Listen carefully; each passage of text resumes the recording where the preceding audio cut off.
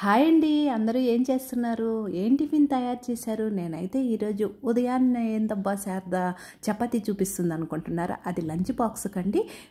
టిఫిన్గా వచ్చి ఈరోజు దోశ తయారు చేశాను. పిల్లలకి అప్పుడప్పుడు లంచ్ బాక్స్ మార్చి పెట్టిస్తూ ఉంటే వాళ్ళు ఇష్టంగా తింటారని నేను అప్పుడప్పుడు ఇలా చపాతీ రైస్లు అవి తయారు చేస్తూ ఉంటానండి. మరి మీరేం టిఫిన్ చేశారో కామెంట్ సెక్షన్లో తెలియచేయండి. మీలో ఎంతమందికి లంచ్లో చపాతీ తినేది ఇష్టమో ఈ వీడియోకి ఒక లైక్ చేయండి. మన శారదాస్ ఛానల్ ఫస్ట్ టైం చూస్తుంటే మర్చిపోకుండా సబ్స్క్రైబ్ కూడా చేసుకోండి.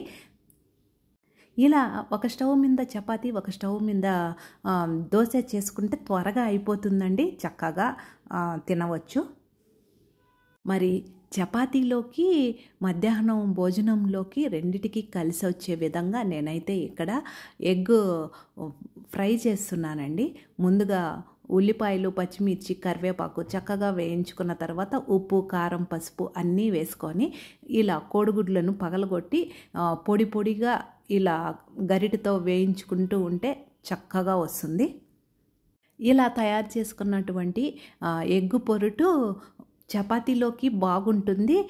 చివర్లో సన్నగా కట్ చేసి పెట్టుకున్నటువంటి కొత్తిమీర ఒక గుప్పెడు వేసి మరొకసారి కలిపి కాస్త ఇందులో నుంచి తీసిపెట్టి ఇంకాస్త ఉంటుంది కదండి, అందులో చల్లారబెట్టినటువంటి అన్నం వేసి చక్కగా హై ఫ్లేమ్లో కాస్త ఉప్పు, కొంచెము మిరియాల పొడి వేసి కలుపుకుంటే మనకి ఎగ్ ఫ్రైడ్ రైస్ రెడీ అయిపోతుందండి.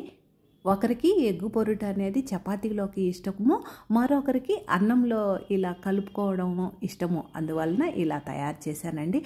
ఇలా మిరియాల పొడి వేసి హై ఫ్లేమ్లో మనము పొడి పొడిగా వచ్చేంత వరకు వేయించుకుంటే చల్లారిపోయినా కానీ చాలా ఘాటుగా రుచిగా ఉంటుందండి. ఒకసారి ట్రై చేయండి.